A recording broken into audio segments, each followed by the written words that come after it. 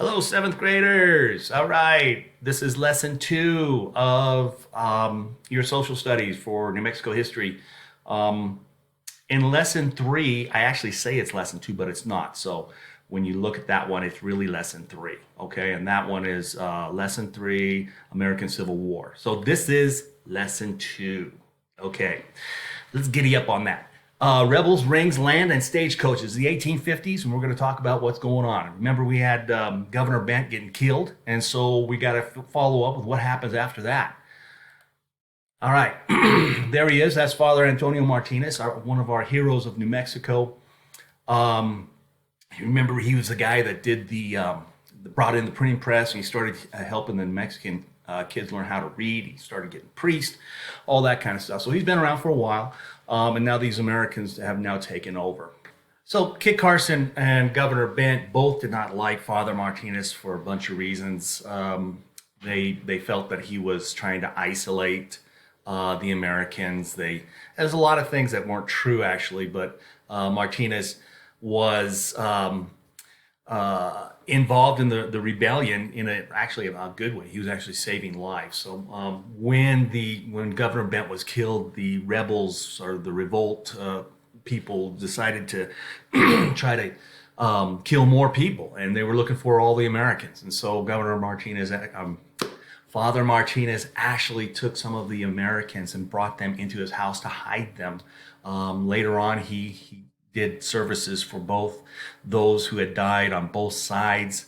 So he's over there and he's trying to help during this rebellion as well. Okay, so what were some of the other things that happened? Well, there was a mill, actually a whiskey mill, a whiskey making mill that was owned by a guy named Simon Turley, and he had about 6 men, Hispanic and Anglo men, working for him for the mill. What he used to make was what's called Taos Lightning, a whiskey that was extremely powerful, and the Native Americans would get the whiskey, and they weren't used to that, and they had a lot of trouble with that. And so they went over to the mill and they wanted to destroy the mill because they felt that the Americans were bringing that stuff in. And so they killed the 6 men, and they killed Simon Turley. The rebels also killed a number of Hispanics that were friends to the Anglo Americans. Okay, so now this is the San Geronimo Church today. It's a replica that kind of redone of what it used to look like, because in the rebellion, the church is going to get destroyed. Okay, so what happens is now that they've kind of taken over Taos, they're starting to head down towards Santa Fe. And the colonel in Santa Fe is Colonel Price, and he says, we need to go up there and stop these guys. So up by Espanola, they meet around Embudo, if you know where that is. It's a little bit north of Espanola. They meet there and they have a fight, and the rebels get trounced. They get beaten up pretty bad and start heading back, and they start dispersing. Now, the Americans also have a volunteer New Mexican company, when the person who's in charge of that is Captain Manuel Chacon. And Manuel has his volunteer New Mexicans who are fighting alongside the Americans. And when they get up to Taos, they find out that the church has whatever's left of the rebels. Okay, now there's not 3,000 inside that church. A lot of them have taken off, but they barricaded the church. Now this is what the church looks like now. You've got this outside area here, and you've got one of the bell towers, and that's about it. Now, it was adobe placed by by the village of the Pueblo of Taos. And the Americans they surrounded it and they started bombing it, and it's really easy to get cannonballs through adobe brick, and so they started pounding the church till it pretty much crumbled.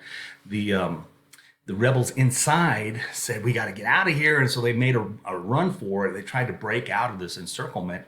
One of the Americans, Saint Vrain, was almost killed by some of the rebels. He gets hit in the head, and he gets shoved down. He's about to get stabbed when Manuel Chacon shoots the rebel in the back and saves Saint Vrain. So here's a Taos church today. There's not much left of it. Now, once the rebels do get rounded up, Josefa Carson and Juanita Bent both testify about what happened, how Governor Bent was killed. Um, the Hispanic judge from New Mexico, who lost one of his sons in the rebellion, decides to kill or hang all of the leaders. Okay, but the rebellion still continues, and here is, let me move this picture down here so you can see it. This is the town of Mora.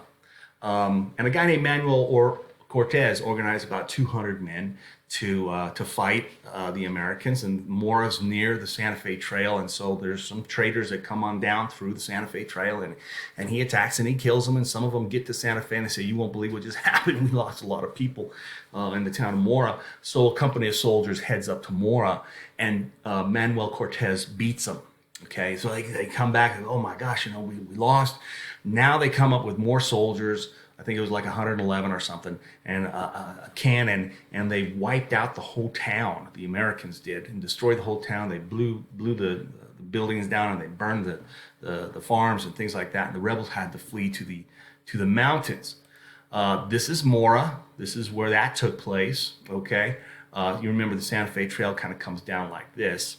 Okay, comes up here, and here's a Cimarron cutoff that comes over this way. This is the county of Mora, and this is where that fighting was taking place. Okay, just an old abandoned barn in Mora. You can see it's a very pretty area. Well, Manuel Cortez is up in Anton Chico, which is in the mountains, and he finally gets taken prisoner. Or he was killed, and 50 of his men are taken prisoner. They go down to Santa Fe, and half of them are hanged. By July, this revolt kind of ends. Okay, so the revolt ends, and now these Americans start to gain control of the area. And we already talked about how they started to take these community land grants. And here's that picture again of a lot of the land grants. 1853, this map was done. And we know that the community land grants were taken because the Americans didn't believe in community land grants. Family land grants and Pueblo land grants were fine.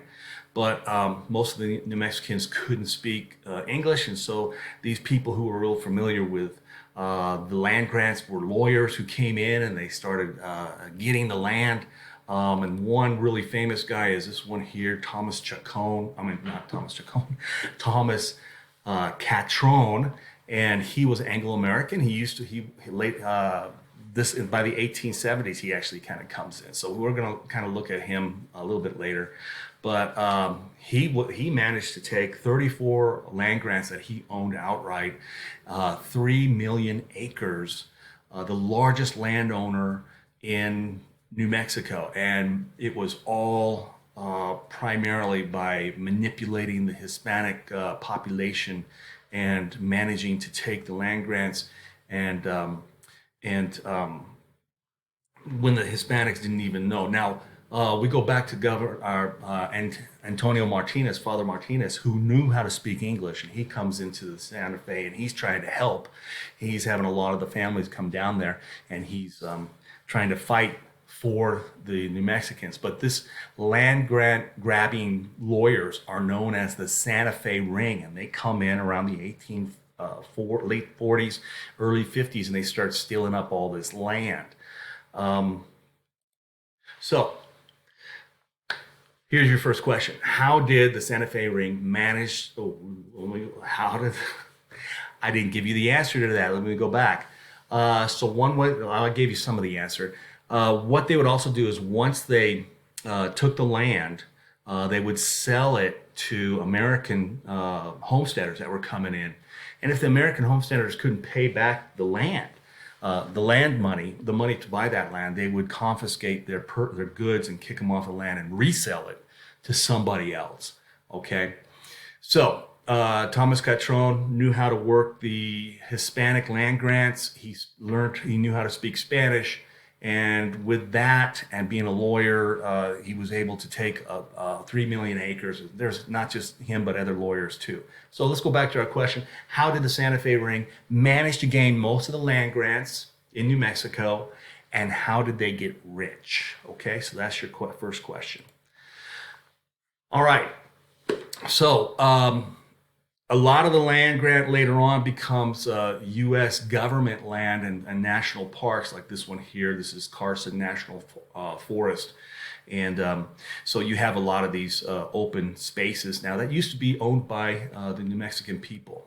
So let's go on to another part here, 1846, the Treaty of Guadalupe Hidalgo, after the Mexican-American War is over, did not include a part of Las Cruces, part of Deming, all this southern territory, and the Americans wanted to build a railroad through that area. And so they realized that they needed that land. So they sent a guy named James Gadsden back to Mexico, and he managed to get the Mexican people to sell this land for $15 million. Okay, so this is called the Gadsden Purchase, and this is it right here. You can see New Mexico, this bottom part of New Mexico on the steps here wouldn't have been ours. We would have just had a big flat area, but that Las Cruces and Deming, a couple other places around here, this was purchased by the Americans for 15. Also Tucson, Arizona, the Gila River area around here was also purchased. So that increased the size of the Americans. Now, the last thing we want to talk about is the Butterfield Stagecoach. The Americans needed a way to get mail fast to California, where the gold rush had taken place, 1850. There's a lot of later in 1850. Also, California becomes a state. I'm pretty sure that's true. It becomes a state, and they want to find out how they can get over there. There's only a couple ways. You can walk it, which takes several months. You can go down, you can take a boat down past South America and come back up to San Francisco, which also takes a long time. And they wanted a way to get mail to San Francisco fast, within like a week. So, or as quickly as possible. So the first overland route was started at St. Louis, which would have been about here. Okay. And the stagecoach came down through Texas, and it came over here into New Mexico. We had a couple of stations here, and then it went through Arizona, and then up to Los Angeles, and then finally to the Goldfield areas, where San Francisco was the city, the base city. It took 25 days to get mail over there, which cut the time, made it extremely short. And in today's, it was like $200. So in today's, if you wanted to ride the stagecoach, you'd have to be in there for 25 days. You're riding all like 10, 12 hours in this little tiny stagecoach. And they would charge you about $200 if you wanted to ride that. That's about $2,000 today, or probably a little bit more. Okay. Here is a typical stage route. Stagecoach used, like the overland stage, the Butterfield Stagecoach. This is some of the routes. Sometimes you use the ocean here, come down here by Stagecoach. Here you're hitting La Mesilla, which is by Las Cruces. This is what's left of a Carrizo station. 2 rooms for living, a structure here which probably housed horses and stables. Here's another one, Picacho Station in New Mexico. This is another old stagecoach station where you'd spend the night and get something to eat. Of course, he had 6 teams of horses were changed out and things like that. So here's our last question. What was the name of the overland stagecoach?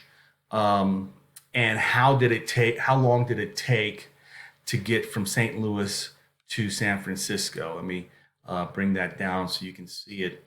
What was the name of the overland stagecoach, and how long did it take to get from St. Louis to San Francisco? Okay, so that's lesson 2. You're finished. Go ahead and write those questions down, do the worksheet, send it back to me, and I'll see you at lesson 3. Okay.